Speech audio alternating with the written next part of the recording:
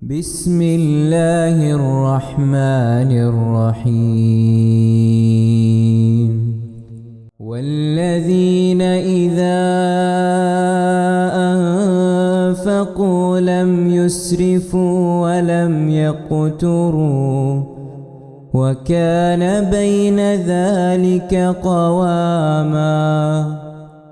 السلام عليكم ورحمة الله وبركاته. الحمد لله رب العالمين والعاقبة للمتقين ولا عدوان إلا على الظالمين. اللهم صل على محمد وعلى آل محمد كما صليت على إبراهيم وعلى آل إبراهيم إنك حميد مجيد.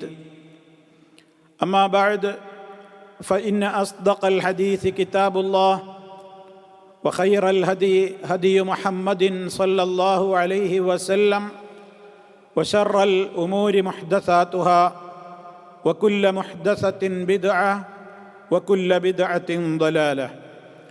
أعوذ بالله من الشيطان الرجيم.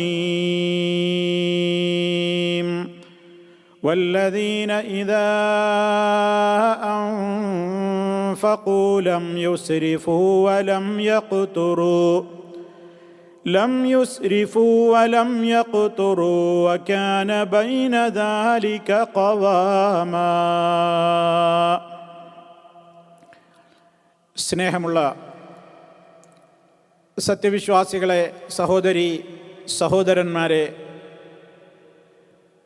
സൂറത്തുൽ ഫുർഖാനിൻ്റെ അവസാന ഭാഗത്തിലൂടെയാണ് നമ്മൾ കടന്നുപോയിക്കൊണ്ടിരിക്കുന്നത്.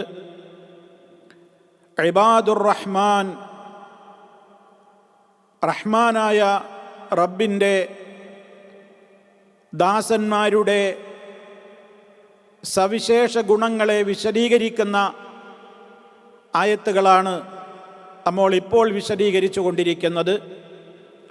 അതിൽ അവരുടെ ആദ്യ ഗുണമായ വിനീതരായി അവർ ഭൂമിയിൽ നടക്കുന്നവരാണ് എന്നതും, രണ്ടാം ഗുണമായ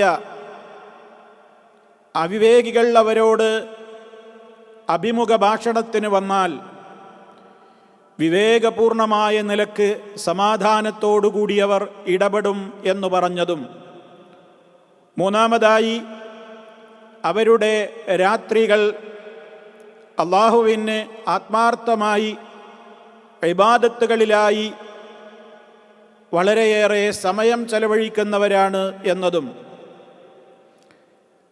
ഇങ്ങനെയൊക്കെയാണെങ്കിലും നാലാമതായി അവർ സർവശക്തനായ റബ്ബിനോട് സദാ നരകശിക്ഷയിൽ നിന്ന് കാവലിനെ തേടിക്കൊണ്ടിരിക്കുന്നവരാണ് എന്നതുമായ 4 സ്വഭാവ സവിശേഷ ഗുണങ്ങളാണ് ഇതിനകം നമ്മൾ മനസ്സിലാക്കി കഴിഞ്ഞത്. അഞ്ചാമതായി അള്ളാഹു പറഞ്ഞിട്ടുള്ള വചനമാണ്, അല്ലെങ്കിൽ സവിശേഷതയാണ് ഇന്ന് നമുക്ക് മനസ്സിലാക്കുവാനുള്ളത്. വല്ലദീന ഇദാ അൻഫഖൂ ലം യുസ്രിഫൂ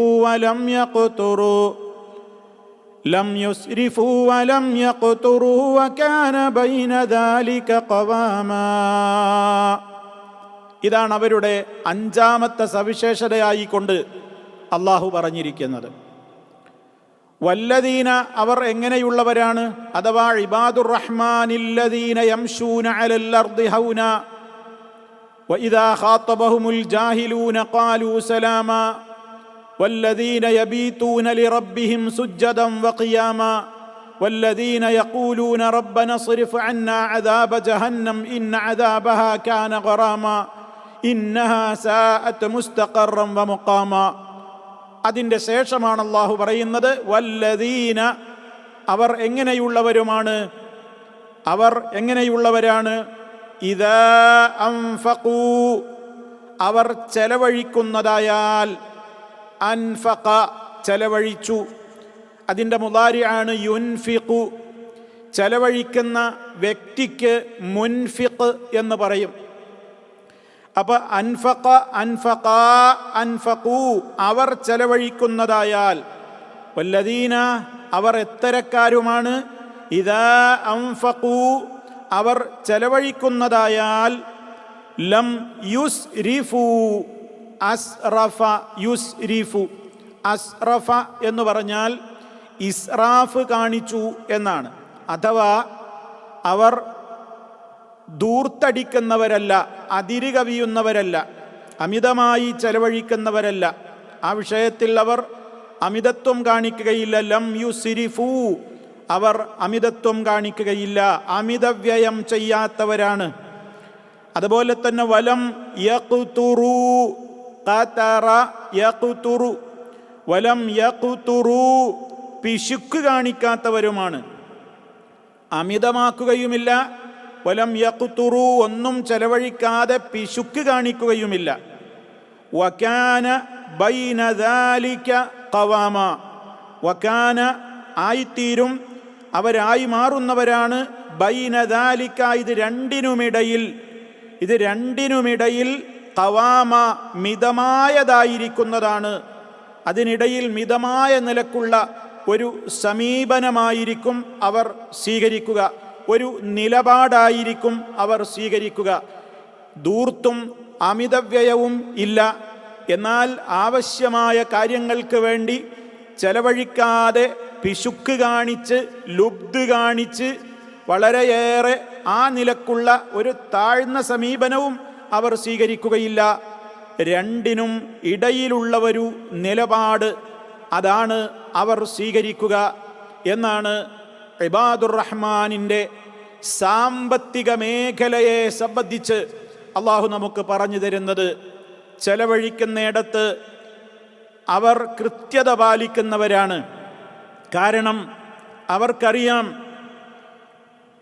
യഥാർത്ഥത്തിൽ സമ്പത്ത് എന്ന് പറയുന്നത് നമ്മെ അള്ളാഹു അമാനത്തായി ഏൽപ്പിച്ചു തരുന്ന ഒരു കാര്യം മാത്രമാണ്. നമ്മളല്ലല്ലോ വാസ്തവത്തിൽ അതിൻ്റെ ഉടമ. പരിശുദ്ധ ഖുർആനിൽ കാണാം, മിമ്മാലില്ലാഹ് അല്ലദീ ആതാക്കും, അള്ളാഹുവിൻ്റെ ധനം, അള്ളാഹുവിൻ്റെ ധനം, ആ ധനം അള്ളാൻ്റെതാണ്. എന്നാൽ ഇപ്പം നിങ്ങൾക്ക് അവൻ ഏൽപ്പിച്ചു തന്നിരിക്കുകയാണ്. അതുപോലെ തന്നെ പരിശുദ്ധ ഖുർആൻ സൂറത്തുൽ ഹദീദിലെ 7-ാമത്തെ ആയത്തിൽ കാണാം, വഅൻഫിഖൂ മിമ്മാ ജഅലകും മുസ്തഖ്ലഫീന ഫീഹ്, നിങ്ങൾ ചെലവഴിക്കുവീൻ, മിമ്മാ ജഅലകും അവൻ നിങ്ങൾക്ക് നൽകിയതിൽ നിന്ന് നിങ്ങളെ അവൻ നിശ്ചയിച്ചിരിക്കുകയാണ്, മുസ്തഖ്ലഫീന ഫീഹി ആ ധനത്തിൽ പിൻഗാമികളാക്കിക്കൊണ്ട് അള്ളാഹു നിങ്ങൾക്ക് ആ ഒരു അവസരം ഇപ്പം ധനം കൈകാര്യം ചെയ്യാൻ തന്നിരിക്കുകയാണ്. അതുകൊണ്ട് ധനമൊക്കെ ആരുടേതാണ്? അള്ളാഹുവിൻ്റെതാണ്. വലില്ലാഹി മീറാസുസ് സമാവാതി വൽ അർള്, ആകാശഭൂമികളുടെ മുഴുവൻ അനന്തരാവകാശി, അവയുടെ എല്ലാം ഉടമ. വലില്ലാഹി മുൽക്കുസ് സമാവാതി വൽ അർള്, എല്ലാം അവൻ്റെതാണ്, അവനാണ് ഉടമ. ഇതൊക്കെ നമുക്ക് അറിയാവുന്ന കാര്യങ്ങളാണ്. അപ്പം അതുകൊണ്ട് തന്നെ ഒരു യഥാർത്ഥ വിശ്വാസിയുടെ ജീവിതത്തിൽ അവൻ സാമ്പത്തിക മേഖല വളരെ ക്ലിയറായി ക്ലീനായി കാത്തു സൂക്ഷിക്കും എന്നാണ് ഇവിടെ ഇതുകൊണ്ട് ഉദ്ദേശിക്കുന്നത്. സമ്പത്തിനെ സംബന്ധിച്ചിടത്തോളം 2 കാര്യങ്ങൾ നമ്മളതിൽ ശ്രദ്ധിക്കേണ്ടതുണ്ട്. കാരണം ആ 2 കാര്യങ്ങളും പരലോക നാളിൽ കൃത്യമായ കണക്ക് നൽകിയവനായ സ്രഷ്ടാവിൻ്റെ മുമ്പിൽ നമ്മൾ സമർപ്പിക്കേണ്ടവരാണ്. ഏതൊക്കെയാണ്? അല്ലാഹു സുബ്ഹാനഹു വ തആല നമ്മൾ എവിടെ നിന്ന് സമ്പാദിക്കുന്നു എന്നുള്ളത് ഏറെ പ്രധാനമാണ്. എവിടെ നിന്ന് വന്നു, എങ്ങോട്ട് പോയി, ഇതാണ് സമ്പത്തിൻ്റെ കാര്യത്തിൽ വിശ്വാസികൾ ഏറെ ശ്രദ്ധിക്കേണ്ട കാര്യം. എവിടെ നിന്നാണ് സമ്പത്ത് വന്നത്, വന്ന സോഴ്സ്, വന്ന കേന്ദ്രം എവിടെ നിന്ന്? തനിക്ക് ഹലാലായ വഴിയിലൂടെയാണോ കിട്ടിയിട്ടുള്ളത്? ഇനി ഹലാലായ വഴിയിലൂടെ തന്നെയാണ് കിട്ടിയത്, പക്ഷേ അടുത്ത ഭാഗവും ക്ലിയർ ആവണം. അതെന്താണ്? അത് വിനിമയം ചെയ്യുന്ന, വിനിയോഗിക്കുന്ന, ചെലവഴിക്കുന്ന മേഖലകൾ മുഴുവനും ശുദ്ധമായിരിക്കണം, ഹലാലായിരിക്കണം. ഹറാമിലേക്ക് ഒരു ഫിൽസ് പോലും ചെലവഴിക്കാൻ പാടില്ല. ഹറാമായ ഒരു ഫിൽസ് പോലും തൻ്റെ വരുമാനത്തിൽ വരാതെ നോക്കുന്നതോടൊപ്പം കിട്ടിയ ധനം ഹറാമിലേക്ക് അല്പം പോലും ചെലവഴിക്കാതിരിക്കുവാനും ശ്രദ്ധിക്കേണ്ടതുണ്ട്. ഇതാണ് ഈ കൃത്യമായി സാമ്പത്തിക മേഖലയിൽ നമ്മൾ ശ്രദ്ധിക്കേണ്ടത്. മഹാനായ നബി സല്ലല്ലാഹു അലൈഹി വസല്ലം പറഞ്ഞല്ലോ, ഒരു കാലഘട്ടം വരും, ആ ഒരു കാലഘട്ടം സംജാതമാകുമ്പോൾ ആളുകൾ തനിക്ക് എവിടെ നിന്നാണ് സമ്പത്ത് വന്നത് എന്ന ചിന്തയേ ഉണ്ടാവുകയില്ല. മറിച്ച് എല്ലാവരുടെയും ചിന്ത എന്തു മാത്രമായിരിക്കും? തനിക്ക് എങ്ങനെയെങ്കിലും പണമുണ്ടാക്കണം, അത് വന്ന വഴിയൊന്നും ഞാൻ പ്രശ്നമാക്കേണ്ടതില്ല എന്നിടത്തേക്ക് കാര്യങ്ങൾ അധപ്പതിക്കുമെന്ന് മഹാനായ റസൂലുള്ളാഹി സ്വല്ലല്ലാഹു അലൈഹി വസല്ലമ നമുക്ക് മുന്നറിയിപ്പ് നൽകിയിട്ടുണ്ട്, അവിടുന്ന് പ്രവചിച്ചിട്ടുമുണ്ട്. അൻ നബി ഹുറൈറത റളിയല്ലാഹു അൻഹു അനിൻ നബി സ്വല്ലല്ലാഹു അലൈഹി വസല്ലമ ഖാല ലയഅതിയന്ന അലൻ നാസി സമാനുൻ ലാ യുബാലിൽ മർഉ ബിമാ അഖദൽ മാൽ അമിൻ ഹലാൽ അം മിൻ ഹറാം. അബൂ ഹുറൈറ റളിയല്ലാഹു തആല അൻഹു പറയാണ്, നബി സല്ലല്ലാഹു അലൈഹി വസല്ലമ പറഞ്ഞിരിക്കുന്നു. എന്താ പറഞ്ഞത്? ലയഅതിയന്ന അലൻ നാസി സമാനുൻ, ലയഅതിയന്ന വരിക തന്നെ ചെയ്യുന്നതാണ്, അലന്നാസി ജനങ്ങളുടെ മേൽ സമാനുൻ ഒരു കാലഘട്ടം വരിക തന്നെ ചെയ്യും. ആ കാലത്തിൻ്റെ പ്രത്യേകത എന്തായിരിക്കും? ലാ യുബാലിൽ മർഉ, ഒരു മനുഷ്യൻ പരിഗണിക്കുകയേയില്ല, ഒരു മനുഷ്യൻ പരിഗണിക്കുകയേയില്ല. എന്ത്? ബിമാ അഖദൽ മാൽ, എവിടെ നിന്നാണ് തനിക്ക് സമ്പത്ത് കിട്ടിയത്, സമ്പത്ത് പിടിച്ചത്, സമ്പത്ത് സ്വീകരിച്ചത് ഏത് മുഖേനയാണ് എന്ന് പരിഗണിക്കുകയേയില്ല. അമിൻ ഹലാലിൻ, ഹലാലായ വഴിയിലൂടെയാണോ സ്വീകരിച്ചത്, അമ്മിൻ ഹറാമിൻ, അതോ ഹറാമായ വഴിയിലൂടെയാണോ സ്വീകരിച്ചത് എന്ന് പരിഗണിക്കുക പോലും ചെയ്യാതെ ധനമുണ്ടാക്കണം എന്ന ചിന്ത മാത്രം ഉണ്ടായിത്തീരുന്ന ഒരു കാലഘട്ടം ജനങ്ങൾക്ക് വരാൻ പോകുന്നു എന്ന് മഹാനായ റസൂലുള്ളാഹി സ്വല്ലല്ലാഹു അലൈഹി വസല്ലമ നമുക്ക് മുന്നറിയിപ്പ് നൽകിയിരിക്കുകയാണ്. സഹോദരങ്ങളെ, ആ കാലഘട്ടത്തിലല്ലേ നമ്മൾ ഓരോരുത്തരും ജീവിക്കുന്നത് എന്ന് ഗൗരവത്തോടെ നമ്മൾ ആലോചിക്കേണ്ടതുണ്ട്. എല്ലാവരുടെയും ചിന്ത സമ്പത്തുണ്ടാകണം എന്നതാണ്. അതിനുള്ള വഴിയെക്കുറിച്ച് അന്വേഷിക്കുന്നവർ വളരെ വിരളമാണ്. എന്നാൽ നല്ല സൂക്ഷ്മാലുക്കളായ, സൂക്ഷ്മതാബോധമുള്ള ധാരാളം ആളുകളെ നമുക്ക് ഇന്നും കാണാൻ സാധിക്കും. അവർക്കൊരു ജോലി കിട്ടുമ്പോൾ പോലും അവർ അന്വേഷിക്കും, ഈ ജോലിയിലൂടെ തനിക്ക് ലഭിക്കുന്ന വരുമാനം എനിക്ക് ഹലാലാകുമോ, അതുകൊണ്ട് ഈ തൊഴിലിൽ ഞാൻ ഏർപ്പെടാൻ പാടുണ്ടോ എന്ന് ഈമാനിക ബോധത്തോടെ ചോദിക്കുന്ന ആളുകൾ ഉണ്ട് ലോകത്ത്. പക്ഷേ അതൊക്കെ വളരെ കുറവാണ്, അവരുടെയൊക്കെ എണ്ണം വളരെ വിരളമാണ്. അതേ അവസരത്തിൽ എന്ത് ചെയ്താലും വിരോധമില്ല, ഏത് രൂപത്തിലുള്ള പ്രവൃത്തി ചെയ്താലും വിരോധമില്ല. 4 കാശുണ്ടാക്കണം, പണമുണ്ടാക്കണം, തൻ്റേതായ ജീവിതത്തിന് ആവശ്യമായതെല്ലാം നേടണം എന്ന ചിന്തയോടെ നെട്ടോട്ടമോടിക്കൊണ്ടിരിക്കുന്ന അനേകായിരങ്ങളാണ് ലോകത്തുള്ളത്. അതുകൊണ്ട് തന്നെ വളരെ ഗൗരവത്തോടെ നമ്മൾ മനസ്സിലാക്കണം, ആ ഒരു ചിന്ത മാത്രമാണ് നമ്മുടെ മനസ്സിലുള്ളതെങ്കിൽ മരണാനന്തരം പരലോക കോടതിയിൽ നമുക്ക് രക്ഷപ്പെടാനാവില്ല. കാരണം നബി സല്ലല്ലാഹു അലൈഹി വസല്ലമ വളരെ വിശദമായി നമുക്ക് പഠിപ്പിച്ചു തന്നതാണ്, അള്ളാഹുവിൻ്റെ മുമ്പിൽ വെച്ച കാല് മുന്നോട്ട് അനക്കാൻ ഒരാൾക്കും അനുവാദം ലഭിക്കുകയില്ല. 3-4 കാര്യങ്ങളെ സംബന്ധിച്ചുള്ള കൃത്യമായ ചോദ്യങ്ങളും അതിന് തൃപ്തികരമായ മറുപടിയും കൊടുത്താലല്ലാതെ. അതിൽ പറഞ്ഞ ഒരു വിഷയം വഅൻ മാലിഹി, ഓരോരുത്തരും അവനവൻ്റെ സമ്പത്തിനെ കുറിച്ച് കണക്ക് പറയേണ്ടി വരും.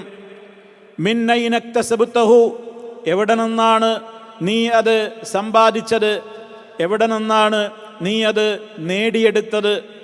വഫീമ അൻഫഖ്തഹു, ഏതിലാണ് നീ അത് ചെലവഴിച്ചത്, ഏത് പാതയിലേക്കാണ് നീ അത് വിനിയോഗിച്ചത് എന്ന കൃത്യമായ ചോദ്യവും പരലോകത്തുണ്ടാകും.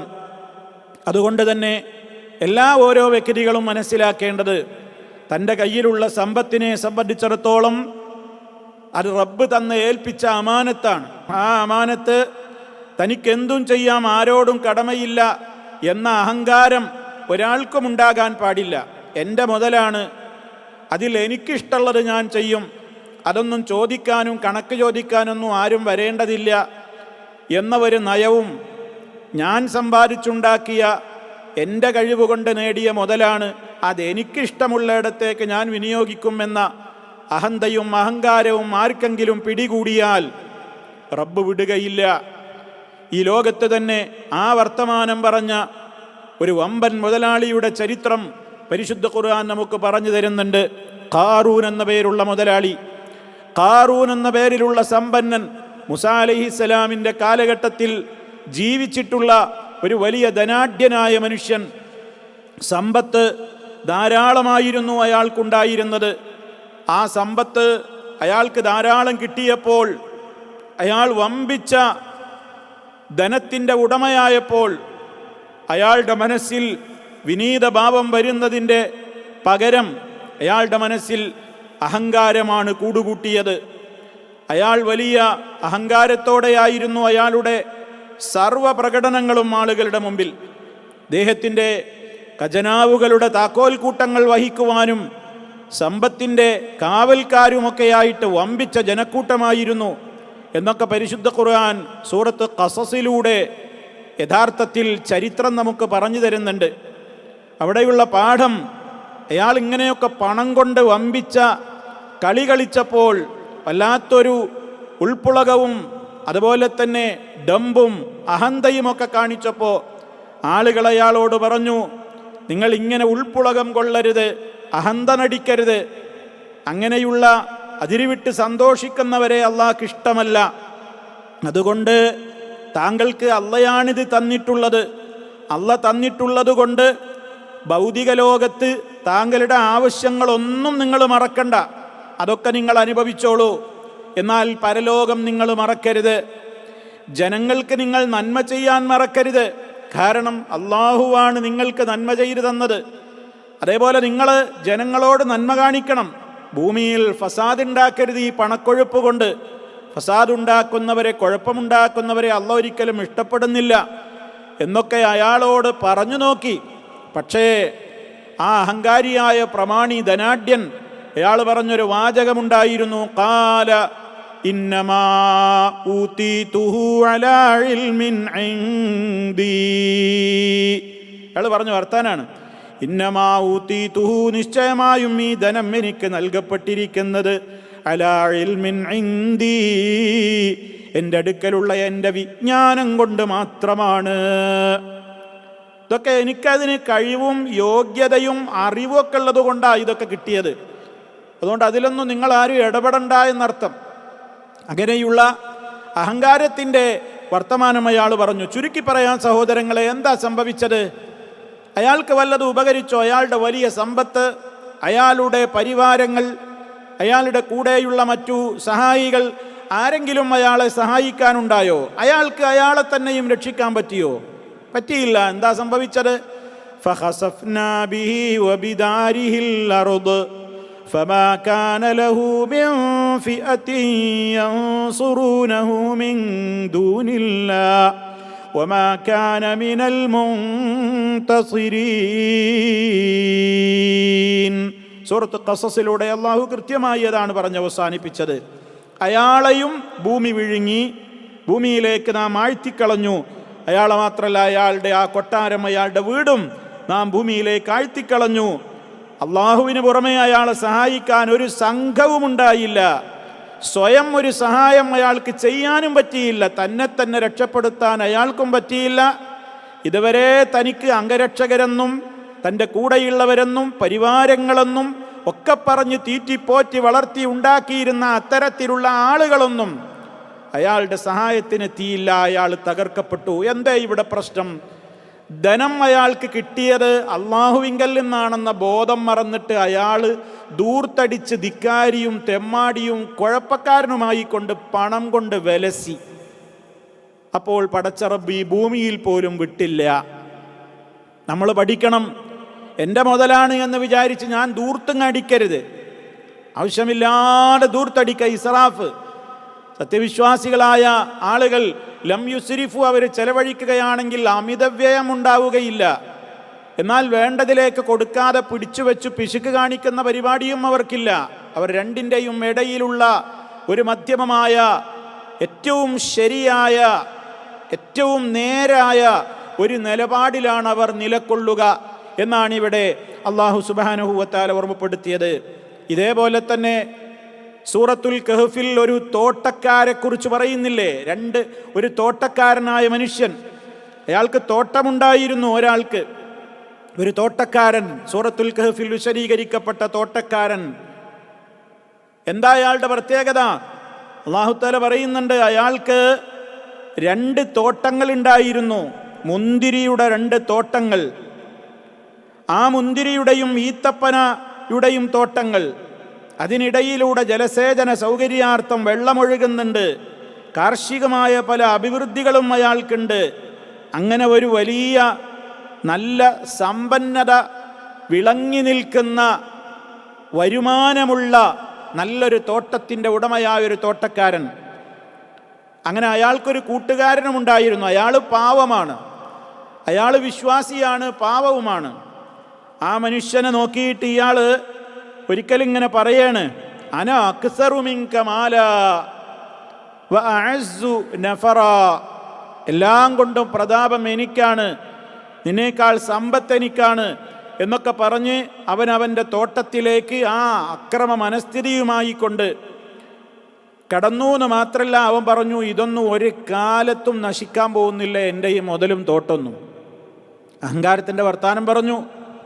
അന്ത്യനാളൊന്നും സംഭവിക്കൂല, ഇനി അഥവാ ഞാൻ റബ്ബിൻ്റെ അടുക്കലേക്ക് മടക്കപ്പെട്ടാൽ തന്നെ ഇതിനേക്കാൾ ഉന്നതമായത് എനിക്ക് അവിടെ കിട്ടുകയും ചെയ്യും എന്നിങ്ങനെ അഹങ്കാരത്തിൻ്റെ വർത്തമാനം, അവനുള്ള ധനത്തിൻ്റെ പേരിൽ അവൻ വർത്തമാനങ്ങൾ പറഞ്ഞു. ഈ കൂട്ടുകാരൻ വളരെ സ്നേഹത്തോടെ പറഞ്ഞു നോക്കി, അള്ളാഹു താങ്കളെ സൃഷ്ടിച്ചവനാണ് മണ്ണിൽ നിന്ന്, ബീജത്തിൽ നിന്ന്. അങ്ങനെ നിങ്ങളെ ഒരു മനുഷ്യനാക്കിയത് റബ്ബാണ്. അതുകൊണ്ട് ആ റബ്ബിനോട് നിങ്ങൾ നന്ദികേട് കാണിക്കരുത്. അവനായിരു തന്നതെന്ന് ഓർമ്മ വേണം. അവനെ നിഷേധിക്കരുത്, അവനെ തള്ളിക്കളയരുത്. അതുകൊണ്ട് എനിക്ക് നിങ്ങളെപ്പോലെ ആവാൻ പറ്റില്ല.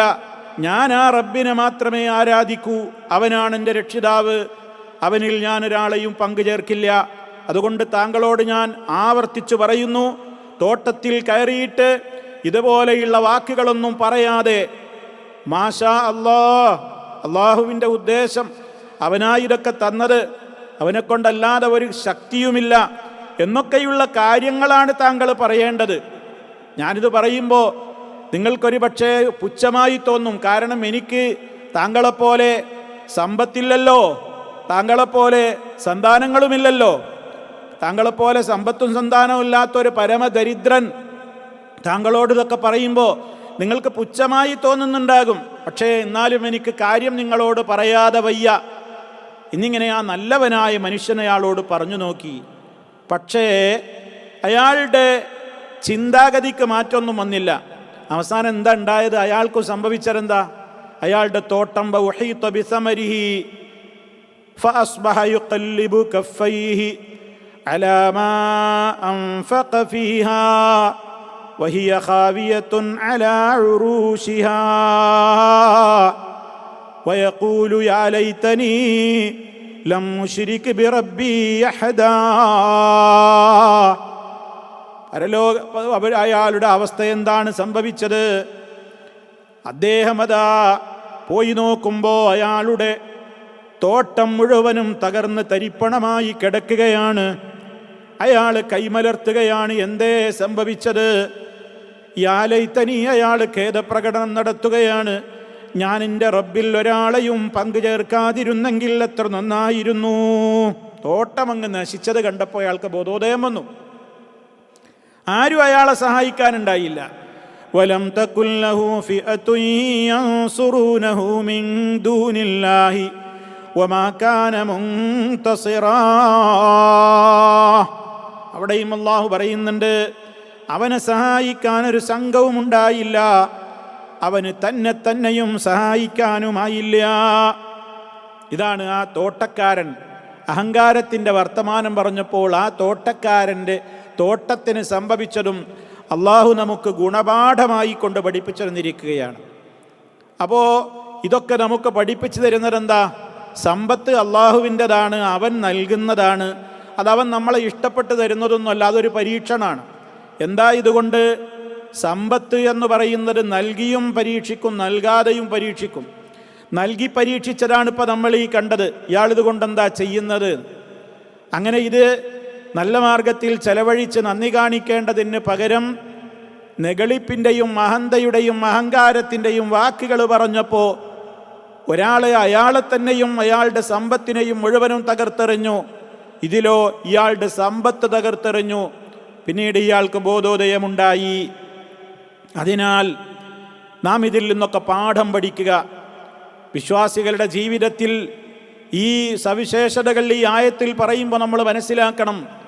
ജീവിതത്തിൻ്റെ എല്ലാ മേഖലകളിലും വിശ്വാസികൾ വിശുദ്ധരായിരിക്കണം. സ്വഭാവ വിശേഷതയാണ് നമ്മൾ മനസ്സിലാക്കിയത്. അതുപോലെ തന്നെ അവർ രാത്രിയിൽ നീണ്ട ആരാധനയെപ്പറ്റി പറഞ്ഞു. അവരുടെ നിരന്തരമായ പരലോക ഭീതിയും നരക മോക്ഷത്തിനു വേണ്ടിയുള്ള മനമുരുകിയുള്ള തേട്ടവും പറഞ്ഞു. അതുകൊണ്ടൊക്കെ അവസാനിക്കുന്നുണ്ടോ ഒരു വിശ്വാസിയുടെ സവിശേഷതകൾ? അല്ല, അവൻ്റെ സമ്പത്ത് ക്ലിയറായിരിക്കണം. സമ്പദ് മേഖലയിൽ അവൻ ക്ലിയറായിരിക്കണം. സാമ്പത്തിക മേഖല ശുദ്ധിയായിരിക്കണം. വരുന്ന ഇൻകമുകൾ, വരുമാനങ്ങൾ ഹലാലായതായിരിക്കണം. ചെലവഴിക്കുന്നതും ഹലാലിലേക്കായിരിക്കണം. റബ്ബാണ് ഏൽപ്പിച്ചിട്ടുള്ളത്. ആ റബ്ബ് ഏൽപ്പിച്ചിട്ടുള്ളതിൽ കൈകാര്യത്തിന് തനിക്ക് നിയന്ത്രണങ്ങളുണ്ട് എന്ന ബോധം കൃത്യമായിട്ടുണ്ടാകണം. അതുകൊണ്ട് തന്നെ നാം ചിന്തിക്കേണ്ടത്, ചെലവഴിക്കുന്ന മേഖലയിൽ 2 കാര്യം ശ്രദ്ധിക്കേണ്ടതുണ്ട്. തനിക്ക് വേണ്ടി ചെലവഴിക്കുകയാണെങ്കിലും കുടുംബത്തിന് വേണ്ടി ചെലവഴിക്കുകയാണെങ്കിലും ഇസ്റാഫ് ഉണ്ടാകരുത്. ഭക്ഷണത്തിൻ്റെയും അതുപോലെ തന്നെ പാനീയത്തിൻ്റെയും ഒക്കെ കാര്യം പറഞ്ഞിടത്ത് പരിശുദ്ധ ഖുർആൻ സൂറത്തുൽ അഅറാഫിലൂടെ പറഞ്ഞല്ലോ, വകുലൂ വശ്റബൂ വലാ തുസ്രിഫൂ ഇന്നഹു ലാ യുഹിബ്ബുൽ മുസ്രിഫീൻ. വകുലൂ, നിങ്ങൾ ഭക്ഷിക്കുവീൻ, ഭക്ഷിച്ചോളീൻ. വശ്റബൂ, നിങ്ങൾ കുടിക്കുകയും ചെയ്തുകൊള്ളുവീൻ. പക്ഷേ വലാ തുസ്രിഫൂ, നിങ്ങൾ അമിതമാക്കരുത്. ആവശ്യത്തിലപ്പുറം കഴിക്കരുത്, ആവശ്യത്തിലപ്പുറം കുടിക്കരുത്. അതുപോലെ തന്നെ ഹറാമിലൂടെ നേടിയിട്ടും കഴിക്കരുത്, കുടിക്കരുത്. വേണ്ടാത്ത രൂപത്തിലുള്ള പ്രവൃത്തികളിലേക്ക് ചെലവഴിക്കരുത്. ഇന്നഹു ലാ യുഹിബ്ബുൽ മുസ്രിഫീൻ. നിശ്ചയമായും അല്ലാഹു ഇസ്റാഫ് ചെയ്യുന്നവരെ ഇഷ്ടപ്പെടുന്നവനല്ല. ഹദീസുകളിൽ നമുക്ക് കാണാം, കുലൂ വശ്റബൂ വതസദ്ദഖൂ വൽബസൂ മാ ലം യുഖാലിതുഹു ഇസ്റാഫുൻ ഔ മഖീലത്തുൻ. ഇബ്നു മാജ റിപ്പോർട്ട് ചെയ്ത ഹദീസിൽ കാണാം, കുലൂ, നിങ്ങൾ ഭക്ഷിച്ചോളൂ, വശ്റബൂ, നിങ്ങൾ കുടിച്ചോളൂ, വതസദ്ദഖൂ, നിങ്ങൾ ധർമ്മം ചെയ്തോളൂ, വൽബസൂ, നിങ്ങൾ വസ്ത്രമുടുത്തോളൂ, മാ ലം യുഖാലിതുഹു, അതിനോട് കലരാത്തപ്പോഴെല്ലാം. ഏതൊക്കെ 2 സ്വഭാവങ്ങൾ കലരരുത്? ഇസ്റാഫ് കലരരുത്, ഔ മഖീല, അല്ലെങ്കിൽ അഹങ്കാരവും അഹന്തയും ഒന്നും കലരരുത്. ഇതൊന്നുമില്ലാത്ത നിലക്ക് നിങ്ങൾ ഭക്ഷണം കഴിച്ചോളൂ, വെള്ളം കുടിച്ചോളൂ, ധർമ്മം ചെയ്തോളൂ, വസ്ത്രമെടുത്തോളൂ എന്നാണ് പറയുന്നത്. ഭക്ഷണത്തിൻ്റെയൊക്കെ കാര്യത്തിൽ ശുദ്ധ ഖുർആൻ പറഞ്ഞില്ലേ, വെള്ളം കുടിച്ചോളൂ, ഭക്ഷണം കഴിച്ചോളൂ എന്നൊക്കെ പറഞ്ഞില്ലേ? ഭക്ഷണം വേസ്റ്റാക്കുന്ന എത്രയെത്ര ഗെറ്റ് ടുഗദറുകൾ, അതുപോലെ തന്നെ വിവാഹ മാമാങ്കങ്ങൾ, വിവാഹാഘോഷങ്ങൾ, അതുപോലെയുള്ള 100 കൂട്ടം കാര്യങ്ങളിൽ ആവശ്യത്തിനുമപ്പുറം തൻ്റേതായ പ്രൗഢി, തൻ്റേതായ മികവ് മറ്റുള്ളവരിൽ നിന്ന് വേറിട്ട് കാണാനും കാണിക്കാനും വേണ്ടി ആവശ്യത്തിനുമപ്പുറം ഭക്ഷണങ്ങളുണ്ടാക്കി അത് അവസാന ഘട്ടത്തിൽ വേസ്റ്റ് ബോക്സിലേക്ക് തള്ളിക്കളയുന്ന അത്യന്തം ഖേദകരമായ, വേദനാജനകമായ സ്വഭാവങ്ങൾ ഇന്ന് സമൂഹത്തിൽ മിക്കയിടങ്ങളിലും ഇന്നും നിലനിൽക്കുകയാണ്. ഇഷ്ടം പോലെ ഭക്ഷണമുണ്ടാക്കി തീന്മേശയിൽ, ഡൈനിങ് ടേബിളിൽ ആവശ്യത്തിലപ്പുറമാണ് വിഭവങ്ങൾ നിരത്തപ്പെടുന്നത്. ഒരു മനുഷ്യന് എത്ര കഴിക്കാൻ പറ്റും? അവൻ കഴിച്ചു എന്ന് വരുത്തി തീർത്ത് പലയിടത്തും ചിന്നിച്ചിതറിയ ഭക്ഷണാവശിഷ്ടങ്ങൾ ഒരു ഭാഗത്ത്, പാതി തിന്ന പാതി കുടിച്ച പാത്രങ്ങളും ഗ്ലാസുകളും മറ്റു വശത്ത്. അതിനെല്ലാം പുറമേ ഭക്ഷണം കൊണ്ടുവച്ചിട്ടുള്ള തളികയിൽ ബാക്കിയാക്കി ഇട്ടുപോകുന്ന ധാരാളം കാര്യങ്ങൾ. കൈവച്ചു അല്പം എടുത്തു എന്നുള്ളത് കൊണ്ട് മറ്റൊരാൾ ഉപയോഗിക്കുന്നുമില്ല. അവസാനം അത് വേസ്റ്റ് ബോക്സിലും അതുപോലെ തന്നെ കുഴിവെട്ടി കുഴിച്ചു മൂടുകയും ചെയ്യുന്ന എത്രയെത്ര വേദനാജനകമായ കാഴ്ചകൾ ഇന്ന് ലോകത്ത് നടന്നുകൊണ്ടിരിക്കുകയാണ്. പട്ടിണി കൊണ്ട് ഒരു നേരത്തെ ആഹാരത്തിന് വേണ്ടി, ഒരു റൊട്ടിക്കഷ്ണത്തിന് വേണ്ടി കെഞ്ചുന്ന ലോകത്തിൻ്റെ ദയനീയമായ മുഖങ്ങളും ചിത്രങ്ങളും സോഷ്യൽ മീഡിയകളിലൂടെ ധാരാളമായി നമ്മൾ കണ്ടിട്ടും അവരവരുടേതായ പല ഫംഗ്ഷനുകളിലും അതുപോലെ തന്നെ പല പ്രത്യേകമായ സന്ദർഭങ്ങളിലും പൊങ്ങച്ച പ്രകടനത്തിന് വേണ്ടി അനാവശ്യമായ ഭക്ഷണ പദാർത്ഥങ്ങൾ ഉണ്ടാക്കിയിട്ട് അവയെല്ലാം വേസ്റ്റാക്കി കളയുന്ന ദുരന്തം പരലോകത്ത് കണക്ക് പറയേണ്ടി വരും. ഇസ്റാഫുള്ളവർ ചെയ്യുന്നവരെ അള്ളാഹു ഇഷ്ടപ്പെടുന്നില്ല. വെള്ളം വേസ്റ്റാക്കുന്നവരില്ലേ, ഉളുവെടുക്കുമ്പോൾ പോലും ശുദ്ധജലത്തെ നിങ്ങൾ വേസ്റ്റാക്കരുത് എന്നല്ല ഇസ്ലാം പറഞ്ഞത്. ഒഴുകിക്കൊണ്ടിരിക്കുന്ന നദിയിൽ നിന്ന് ഉളുവെടുക്കുകയാണെങ്കിൽ പോലും ആവശ്യത്തിലപ്പുറം വെള്ളമെടുക്കരുതെന്ന് പഠിപ്പിക്കുകയാണ് ഇസ്ലാം. നമ്മളോ വീട്ടിലും ഫ്ലാറ്റിലും പള്ളികളിലുമൊക്കെ ഇഷ്ടം പോലെ ടാപ്പ് തുറന്നിട്ട് ഹൈ സ്പീഡിൽ വെള്ളമൊഴുക്കിയിട്ട് 10 ആളുകൾക്ക് ഉളുവെടുക്കുവാനും ശുദ്ധീകരിക്കുവാനുമൊക്കെ തികയുമാറുള്ള വെള്ളമാണ് നമ്മളിന്ന് വേസ്റ്റാക്കിക്കൊണ്ടിരിക്കുന്നത്. അശ്രദ്ധയുടെ അതുപോലെ തന്നെ അവയെക്കുറിച്ചൊക്കെയുള്ള അവഗണനയുടെ, ഗൗനിക്കായ്മകളുടെ പ്രത്യേകമായ ഒരു സ്വഭാവം മനുഷ്യ മനസ്സുകളിൽ നിലനിൽക്കുകയാണ്. കുടിവെള്ളത്തിന് വേണ്ടി യുദ്ധം ചെയ്യുന്ന അവസ്ഥയോളം ലോകമെത്താൻ പോവുകയാണെന്ന് സമൂഹത്തിൽ നമ്മൾ കേൾക്കാൻ തുടങ്ങിയിട്ട് കാലമേറെയായി. ഇനി ഇതാ നമ്മുടെയൊക്കെ നാടുകളിൽ വേനൽ ചൂടിലേക്ക് നീങ്ങുമ്പോൾ, രാജ്യത്ത് നമ്മുടെയൊക്കെ നാടുകളിൽ കിണറുകൾ വറ്റിവരളുമ്പോൾ, പുഴകൾ അതുപോലെ തന്നെ നദികൾ കട്ടകീറി പുല്ലുകൾ കരിഞ്ഞ് ഉണങ്ങി വരണ്ട് കിടക്കുമ്പോൾ, ഒരു നേരത്തെ ആഹാരമുണ്ടാക്കുവാൻ ആവശ്യമായ വെള്ളവും കുടിവെള്ളവും കിട്ടുവാൻ വേണ്ടി ഉമ്മമാര്, അമ്മമാര് പാത്രങ്ങളുമായി കിലോമീറ്ററുകളോളം നീണ്ടു നിൽക്കുന്ന ക്യൂകൾ സൃഷ്ടിച്ച് അവസാനം ശുദ്ധജലം നിറച്ച് ടാങ്കർ ലോറി വരുമ്പോൾ ആ സ്ഥലത്ത് ചെന്ന് ഞാനാണ് ആദ്യം വന്നത് എന്ന അവകാശവാദത്തിൻ്റെ പേരിൽ ഒരു കലം വെള്ളം കിട്ടുവാൻ വേണ്ടി പരസ്പരം പോരടിച്ച് വെള്ളം കൊണ്ടുപോകാൻ വന്നിട്ടുള്ള അലൂമിനിയത്തിൻ്റെയും പ്ലാസ്റ്റിക്കുകളുടെയും ഒക്കെ കലങ്ങൾ കൊണ്ട് പരസ്പരം പൊരുതിയ, തലക്കടിച്ച് അങ്ങോട്ടും ഇങ്ങോട്ടും പോരാടിയ ചിത്രങ്ങൾ കഴിഞ്ഞ വർഷങ്ങളിൽ നമ്മുടെ കേരളത്തിലെ ഗ്രാമങ്ങളിൽ പോലും കണ്ടുവെങ്കിൽ, കുടിവെള്ളത്തിന് വേണ്ടി പോരാടുന്നൊരു ലോകമഹായുദ്ധം ഇനിയൊരു വെള്ളത്തിന് വേണ്ടിയായിരിക്കുമെന്ന് പറയുന്നതൊക്കെ നമുക്കൊരു പക്ഷേ അതിശയോക്തിയായി തോന്നാം. നമ്മൾ ചിന്തിക്കണം, അവയുടെയൊക്കെ പ്രത്യേകമായ ഒരവസ്ഥയോളം എത്തുമെന്ന് വരുമ്പോൾ എത്ര ശ്രദ്ധയോടുകൂടിയാണ് നമ്മളൊക്കെ കുടിവെള്ളം സൂക്ഷ്മതയോടെയാണ് കൈകാര്യം ചെയ്യേണ്ടത്, നമ്മൾ മനസ്സിലാക്കേണ്ടതുണ്ട്. അതുപോലെ തന്നെ വസ്ത്രങ്ങളുടെ കാര്യത്തിൽ ഒരുപാട് വസ്ത്രങ്ങൾ ആവശ്യമില്ലാതെ മാറുന്ന ഫാഷനുകൾക്കനുസരിച്ച് വാങ്ങിക്കൂട്ടി ഉപയോഗമില്ലാതെ തള്ളിക്കളയുന്ന ഒരവസ്ഥയുണ്ടെങ്കിൽ നമ്മൾ സൂക്ഷിക്കണം. ഇതൊക്കെ ഇസ്ലാം നമുക്ക് കൃത്യമായി തന്നെ പഠിപ്പിച്ചു തന്നിരിക്കുകയാണ് സഹോദരങ്ങളെ. അതുകൊണ്ട് ഒരു മനുഷ്യനെ സംബന്ധിച്ചിടത്തോളം ജീവിതത്തിൻ്റെ ഓരോ മേഖലയിലും അവൻ ചെലവഴിക്കുമ്പോൾ ഒരു മധ്യമമായ നിലപാടാണ് സ്വീകരിക്കേണ്ടത്. ദൂർത്തടിച്ച് അമിതവ്യയം കാണിക്കരുത്. അതുപോലെ തന്നെ ഒന്നും ചെലവഴിക്കാതെ പിടിച്ചു വെക്കുകയും അരുത്. ഉള്ള സമ്പത്തും ചെലവഴിക്കാതെ പിശുക്കരായി കഴിയണമെന്നല്ല ഈ പറയുന്നതിൻ്റെ അർത്ഥം. മഹാനായ നബി സല്ലല്ലാഹു അലൈഹി വസല്ലമിൻ്റെ കാലത്ത് ഒരാളെ പ്രവാചകൻ കാണുകയാണ്. കണ്ടപ്പോൾ അയാളുടെ രൂപം എന്താണ്? രൂപം വളരെ പരുക്കനായി, താഴ്ന്ന വസ്ത്രം ധരിച്ച് എന്തോ ഒരു രൂപത്തിലുള്ള ഒരു പാവം ദരിദ്രനായൊരു മനുഷ്യൻ്റെ കോലത്തിൽ മുഷിഞ്ഞ ഒരു മനുഷ്യനെ കണ്ടപ്പോൾ നബി സല്ലല്ലാഹു അലൈഹി വസല്ലം അയാളോട് ചോദിച്ചു, നിങ്ങൾക്ക് സമ്പത്തുണ്ടോ? അയാൾ പറഞ്ഞു നഅം. അപ്പം നബി തങ്ങൾ ചോദിച്ചു, അയ്യുൽ മാലി ഇൻദക്, എന്ത് മുതലാ നിങ്ങൾക്കുള്ളത്? അദ്ദേഹം പറഞ്ഞു, മിൻ കുല്ലിൽ മാലി ആത്താനി അല്ലാഹ്, എല്ലാ ധനവും എനിക്ക് അല്ലാഹ് തന്നിട്ടുണ്ട്.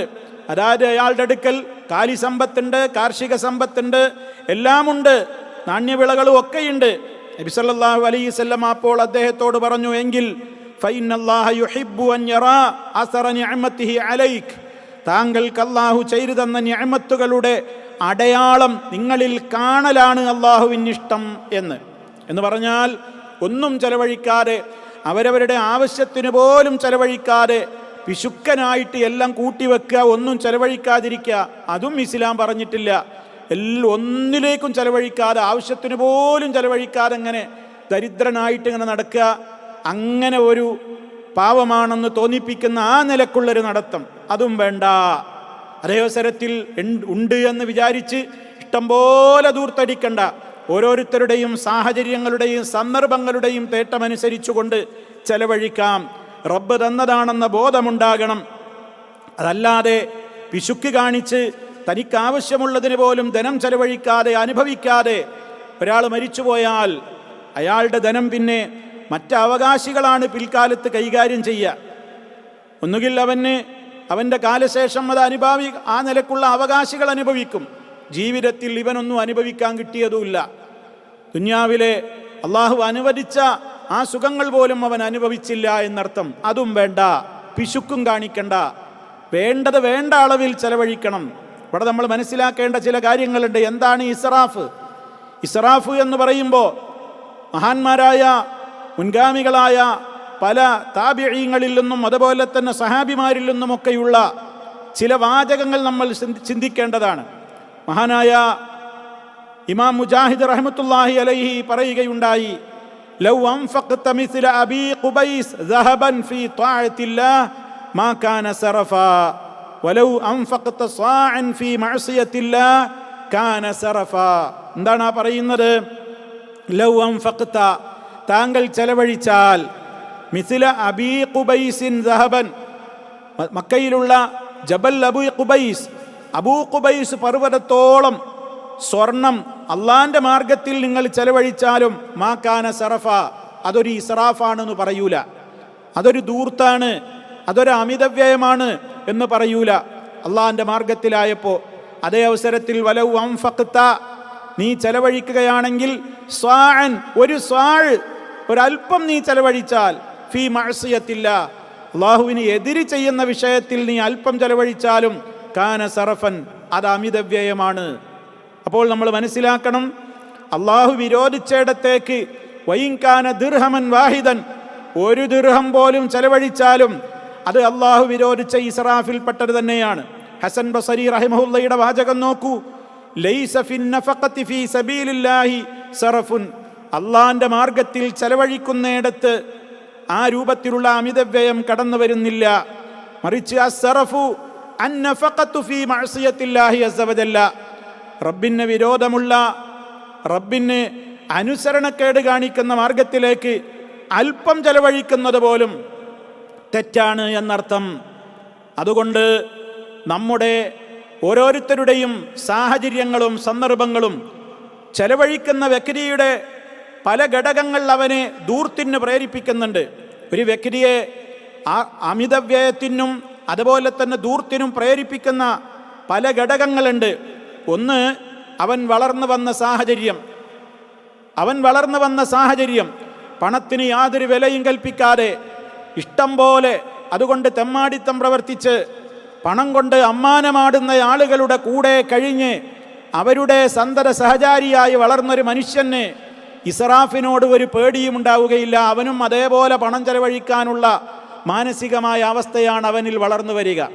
അതുകൊണ്ട് അത്തരത്തിലുള്ള ധൂർത്തന്മാരുടെ കൂടെ കൂട്ടുകൂടരുത്. അതുപോലെ തന്നെ താൻ തൻ്റേതായ രൂപത്തിലുള്ള സമ്പത്ത് അത് ചെലവഴിക്കുമ്പോൾ വളരെ ഗൗരവത്തോടുകൂടി ആലോചിക്കേണ്ടത്. പരലോകത്ത് കണക്ക് പറയേണ്ടി വരും. റബ്ബിൻ്റെ കോടതിയിൽ പലരും പുത്തൻ പണക്കാരായി മാറുമ്പോൾ, ഒരു കാലത്ത് 5 കാശിന് ഗതിയില്ലാത്ത ആളുകൾ പുത്തൻ പണക്കാരായി മാറുമ്പോൾ അവർ ധാരാളമായി പണം കൊണ്ട് അമ്മാനമാടി ധൂർത്തടിക്കും. അതും അവരിലുണ്ടാക്കുന്നൊരു സാഹചര്യമാണ്. അതിലെല്ലാം ഉപരി പരലോക ബോധമില്ലായ്മയാണ് മനുഷ്യനെ ഇസ്രാഫിലേക്ക് നയിക്കുന്നത്. മാത്രമല്ല, ശൈത്താൻ എപ്പോഴും ഇസ്രാഫിനാണ് പ്രേരിപ്പിക്കുക. നല്ല മാർഗത്തിൽ ചെലവഴിക്കുന്നിടത്ത് അവൻ പ്രയാസങ്ങളും ബുദ്ധിമുട്ടുകളും നമ്മെ ഓർമ്മപ്പെടുത്തുകയും ചെയ്യും. അശ്ശൈത്വാനു യഇദുകുമുൽ ഫഖറ വയഅ്മുറുകും ബിൽ ഫഹ്ശാ വല്ലാഹു യഇദുകും മഗ്ഫിറതൻ മിൻഹു വഫദ്ലാ വല്ലാഹു വാസിഉൻ അലീം. സൂറത്തുൽ ബഖറയിൽ അല്ലാഹു പറയുന്നുണ്ട്, ശൈത്താൻ നിങ്ങളോട് ഫഖർ പറഞ്ഞ്, ഫഖറാണ് നിങ്ങളോട് വാഗ്ദത്തം ചെയ്യുന്നത്. ദരിദ്രനാകും നിങ്ങൾ എന്ന് പറയും ശൈത്താൻ. നല്ല മാർഗത്തിലേക്ക് നിങ്ങൾ ചെലവഴിക്കാൻ നോക്കുമ്പോൾ സക്കാത്ത് കൊടുക്കുകയോ പാവങ്ങളെ സഹായിക്കുകയോ നല്ല മാർഗത്തിലേക്ക് എന്തെങ്കിലും പണം ചെലവഴിക്കുകയോ ഒക്കെ ചെയ്യാൻ നേരത്ത് ശൈത്താൻ നമ്മളെ ഓരോന്ന് പറഞ്ഞ് തോന്നിപ്പിക്കും. ഫക്കീറായി പോകും, കൊടുത്തു പോകണ്ട, നിനക്കതിനൊന്നുമില്ല എന്ന് പറയും. എന്നാലോ ഫഹ്ശാകൾക്ക് അവൻ നല്ല പ്രേരണയും നൽകും, നല്ലോണം കൽപ്പിക്കും. നമ്മുടെ മനസ്സിൽ ഓരോ വേണ്ടാത്ത കാര്യങ്ങൾക്കൊക്കെ ചെലവഴിക്കാൻ നമ്മൾ ഒരുങ്ങുമ്പോൾ ശൈത്താൻ പറയും അത് പോരാ, അതിനേക്കാൾ ചെലവഴിക്കണമെന്ന്. നന്മക്ക് ചെലവഴിക്കുമ്പോഴോ അരുതേ, അതിനൊന്നും നിന്റെ കയ്യിലില്ല, നീ ഒരു പാവമല്ലേ, നിനക്കൊരുപാട് കടമകളില്ലേ, നിനക്കൊരുപാട് പ്രാരാബ്ദങ്ങളില്ലേ എന്നാണ് ശൈത്താൻ ഓർമ്മിപ്പിക്കുക. ചീത്തയായ മാർഗത്തിലേക്ക് ചെലവഴിക്കാൻ നേരത്തോ കൊടുക്കണം, ഇതിനേക്കാൾ നീ കൊടുക്കണമെന്നാണ് പറയുക. നോക്കണം നിങ്ങൾ. എന്നാൽ അള്ളാഹു ആകട്ടെ നമ്മോട് പറയുന്നത് നല്ല മാർഗത്തിലേക്ക് ചെലവഴിച്ചാൽ അല്ലാഹു യഇദുകും മഗ്ഫിറതൻ മിൻഹു, അള്ളാന്റെ അടുക്കൽ നിന്നവൻ മഗ്ഫിറത്ത് പാപമോചനം തരും, വഫദ്ലാ, അവന്റെ ഔദാര്യങ്ങൾ നമുക്ക് കൂടുതൽ അവൻ തരും. അതിനു മാത്രം റബ്ബിന്റെ ഖജനാവു അല്ലാഹു വാസിഉൻ അലീം, അവൻ വളരെയേറെ വിശാലനാണ്. ആർക്കൊക്കെ കൊടുക്കണം കൊടുക്കണ്ട എന്നൊക്കെ കൃത്യമായി അവന് അറിയാം എന്നാണ് അല്ലാഹു സുബ്ഹാനഹു വ തആല വളരെ കൃത്യമായി തന്നെ നമുക്ക് പഠിപ്പിച്ചു തന്നിട്ടുള്ളത്. അതുകൊണ്ട് സഹോദരങ്ങളെ, ഹക്കല്ലാത്ത മാർഗത്തിലേക്ക് ഒരു ഫിൽസ് പോലും ചെലവഴിച്ചാൽ അത് വിശുദ്ധ ഖുർആൻ പറഞ്ഞില്ലേ, വലാ തുബസ്സിർ തബ്ദീറ, നിങ്ങൾ ദൂർത്തടിക്കരുത്. കാരണം ദൂർത്തന്മാർ കാനൂ ഇഖ്വാനശ്ശയാത്തീൻ, അവർ ശൈത്താന്മാരുടെ സഹോദരങ്ങളാണ്. എന്താ കാരണം? ഇമാം സഅദി ആയത്ത് വിശദീകരിച്ചിടത്ത് പറയുന്നുണ്ട്, ശൈത്താൻ ഇങ്ങനെ ദൂർത്തന്മാരുടെ സഹോദരന്മാരാണ് എന്ന് പറയാൻ എന്താ കാരണം?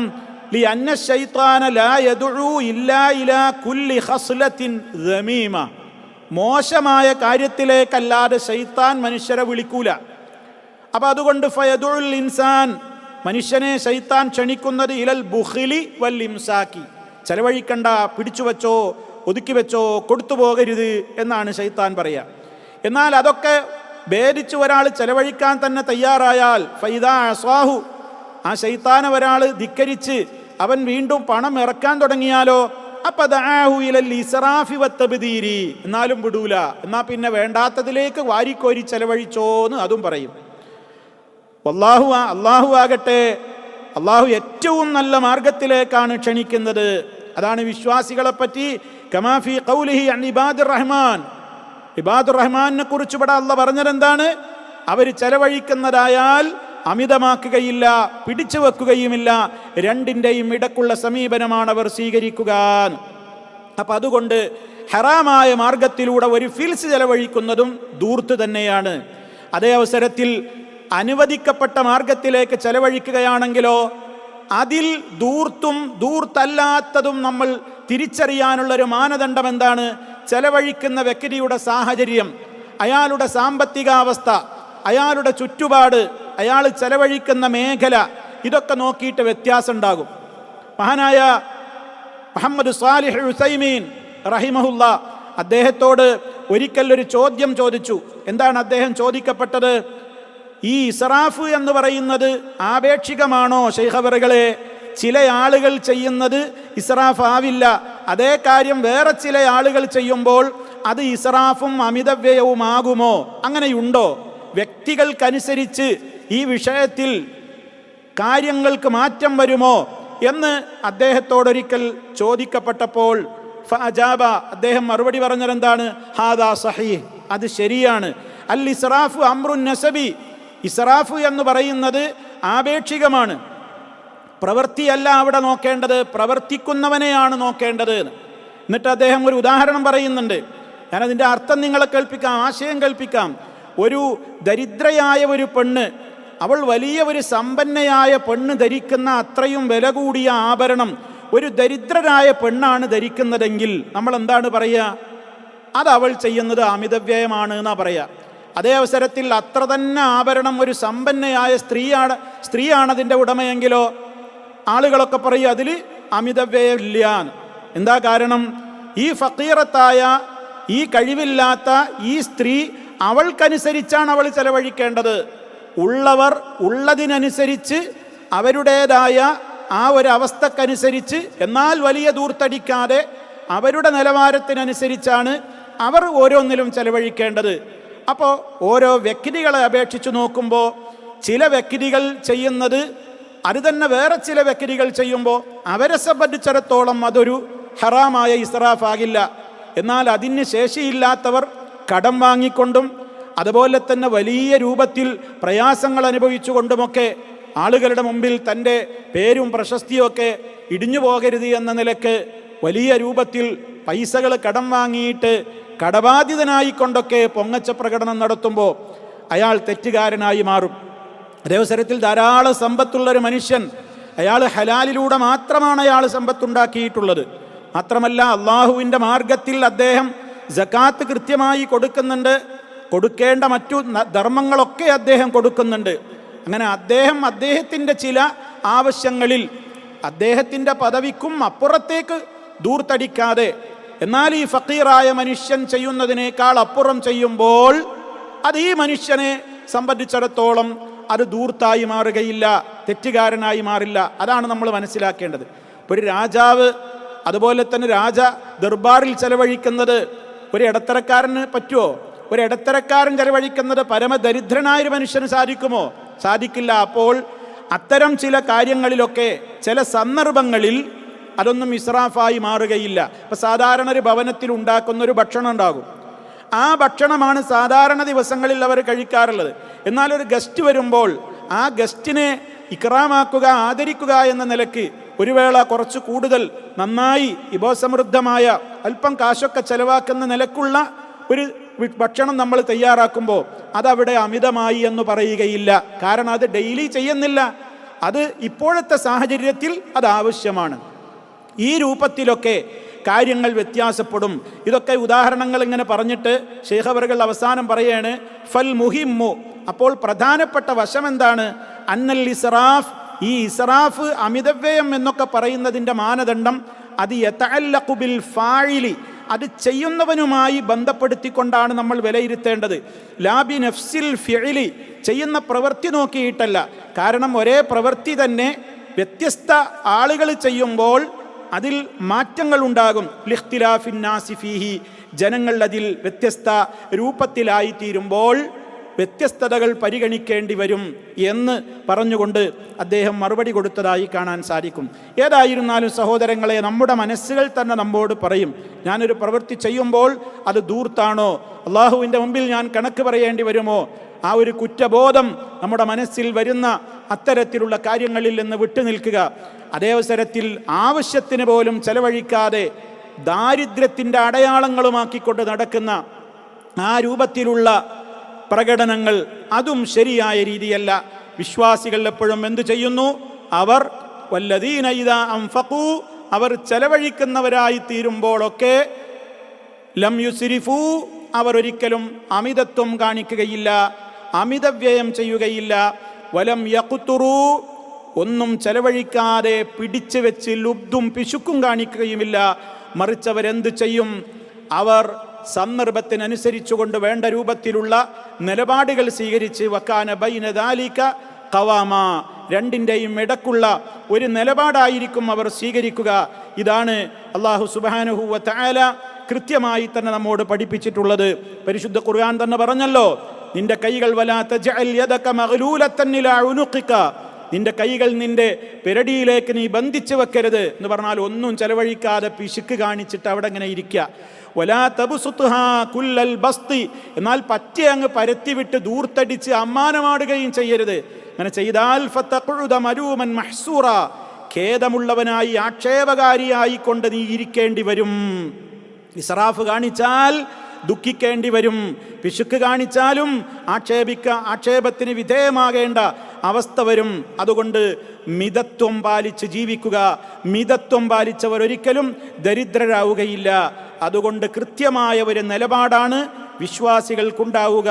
സാമ്പത്തിക മേഖലയിൽ അവർ വളരെ ശ്രദ്ധാപൂർവമേ മുന്നോട്ട് പോവുകയുള്ളൂ എന്നാണ് ഈ വചനത്തിൽ 5ാമത്തെ ഗുണമായി കൊണ്ട് ഈ വചനങ്ങളിലൂടെ ഇബാദുർ റഹ്മാനെ കുറിച്ച് അള്ളാഹു പറഞ്ഞിരിക്കുന്നത്. അതുകൊണ്ട് നാം വളരെ കൃത്യമായി തന്നെ തഖ്വയുള്ളവരാവുക. നാം ആലോചിക്കുക, ചിന്തിക്കുക. കൃത്യമായി അള്ളാഹു സുബ്ഹാനഹു വ തആല പറഞ്ഞ ഈ സവിശേഷത നമുക്കുമുണ്ടായിത്തീരുവാൻ വേണ്ടി പ്രാർത്ഥിക്കുക, പ്രവർത്തിക്കുക. പോരായ്മകളും തെറ്റുകുറ്റങ്ങളും അള്ളാഹുവിനോട് മാപ്പിരന്ന് അതിൽ നിന്ന് മുക്തി നേടുക. സർവശക്തനായ റബ്ബ് നല്ലവരായ ആളുകളുടെ സ്വഭാവ ഗുണങ്ങൾ ലഭിക്കപ്പെടുന്ന സജ്ജനങ്ങളിൽ നമ്മെ ഓരോരുത്തരെയും ഉൾപ്പെടുത്തി അനുഗ്രഹിക്കുമാറാകട്ടെ. പാപങ്ങളെല്ലാം പുറത്തു തരുമാറാകട്ടെ. മാരക രോഗങ്ങളിൽ നിന്ന് കാത്ത് രക്ഷിക്കുമാറാകട്ടെ. രോഗികൾക്ക് അല്ലാഹു ശിഫ നൽകുമാറാകട്ടെ.